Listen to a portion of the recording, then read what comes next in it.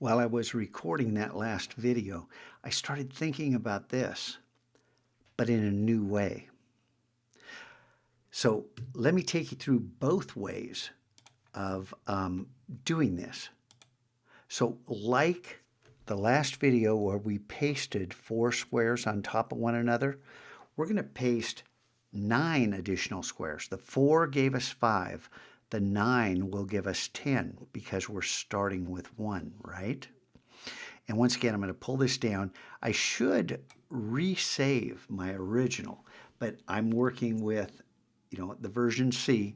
You can always save and tweak your original file and then be set up in the future to work smarter.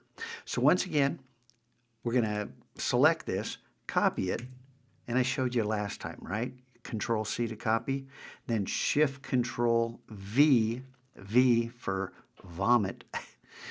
We have 1 rectangle. There is 2, 3, 4, 5, 6, 7, 8, 9.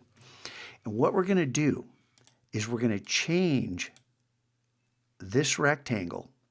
Wow, how come that's the top one? Oh, it pushes it down. I see what happened. It's not creating a new one below it. It's pushing it down. I get this. That's how it should work. We want to change this lock icon. We want to get rid of it.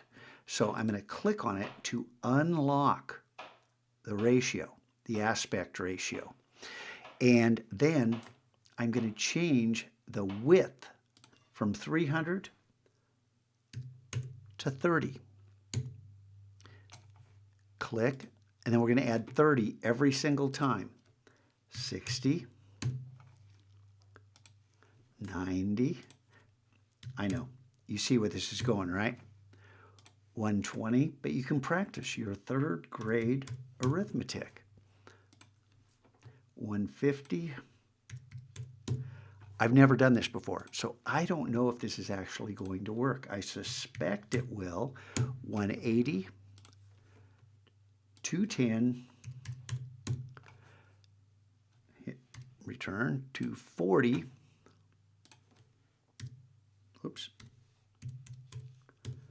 and 270. Last one down here. Then I'm going to select them all. Whoa, select them all. Oh, it switched to the white arrow. I don't quite know. I must be hitting a keyboard shortcut in order to do that. Click on the black arrow. If ever that happens, you recognize that this is important. Now when you select it, now see how we get 30 pixel wide slices, although they overlay one another. So once again, I'm going to click on the eyedropper, select our color, and then change the opacity. This time instead of 30, I'm going to try 20. See what that looks like. When we hit return, keep your eye over here. And now we have this gradation of colors. Now, doing this the other way, I think we're going to get something a little different. And we're not going to be able to use our, our strokes here that I used when I made these out of 30 by 300 rectangles, and I had 10 individual 30 by 300 rectangles.